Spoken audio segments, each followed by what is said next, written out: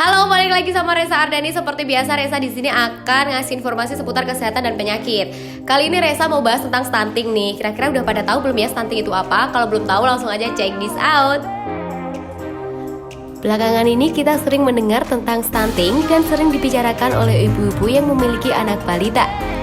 Stunting dan pendek memang sama-sama menghasilkan tubuh yang tidak terlalu tinggi.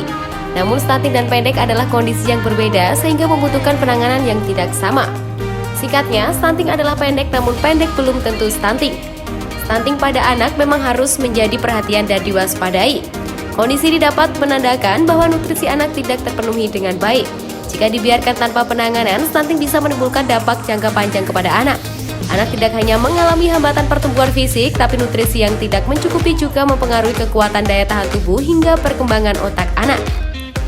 Stunting adalah kondisi gagal tumbuh pada anak balita, bayi di bawah 5 tahun akibat dari kekurangan gizi kronis sehingga anak terlalu pendek untuk usianya.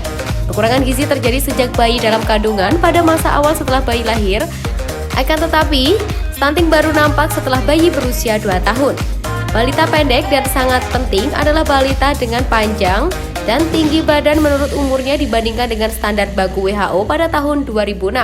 Sebelum membicarakan lebih lanjut tentang upaya pencegahan stunting yang dapat kita lakukan, sebaiknya kita juga mengetahui tentang penyebab stunting itu sendiri. Stunting disebabkan oleh faktor multidimensi dan tidak hanya disebabkan oleh faktor gizi buruk yang dialami oleh ibu hamil maupun anak balita. Intervensi yang paling menentukan untuk dapat mengurangi prevalensi stunting pada 1000 hari pertama kehidupan atau HPK dari anak balita, beberapa penyebab stunting sebagai berikut. Yang pertama, praktek pengasuhan yang kurang baik, termasuk kurangnya pengetahuan ibu mengenai kesehatan gizi sebelum pada masa kehamilan dan setelah kelahiran. Yang kedua, masih terbatasnya layanan kesehatan termasuk layanan ANC atau antenatal care atau pelayanan kesehatan ibu selama masa kehamilan, postnatal care atau pelayanan setelah melahirkan dan pembelajaran dini yang berkualitas. 3. Masih kurangnya akses rumah tangga atau keluarga pada makanan bergizi. 4. Kurangnya akses air bersih dan sanitasi. Beberapa penyebab seperti yang dijelaskan di atas adalah berkontribusi pada masih tingginya prevalensi stunting di Indonesia. Oleh karenanya diperlukan rencana intervensi yang komprehensif untuk mengurangi prevalensi stunting di Indonesia. Intervensi yang dilakukan pemerintah kelompokkan menjadi intervensi sensitif dan intervensi spesifik. Intervensi gizi spesifik dilakukan oleh sektor kesehatan melalui pusat kesehatan masyarakat atau puskesmas dan pos pelayanan terpadu atau posyandu. Intervensi gizi sensitif dilakukan oleh sektor lain di luar kesehatan yang terkait dengan upaya penanggulangan stunting. Intervensi spesifik yang diberikan pemerintah dapat dikelompokkan berdasarkan sasaran program, yaitu sasaran ibu hamil dilakukan melalui perlindungan ibu hamil terhadap kekurangan zat besi, asam folat dan kekurangan energi dan protein kronis, perlindungan terhadap kekurangan iodium dan perlindungan terhadap malaria. Yang kedua, sasaran ibu menyusui dan anak usia 0 hingga 6 bulan.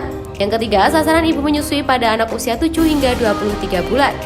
Dapat dilakukan melalui dorongan pemberian ASI hingga 23 bulan didampingi oleh pemberian makanan pendamping ASI atau MPASI, penyediaan dan pemberian obat cacing, pemberian suplementasi zinc, fortifikasi zat besi dan dalam makanan, perlindungan terhadap malaria, pemberian imunisasi dan pencegahan pengobatan diare.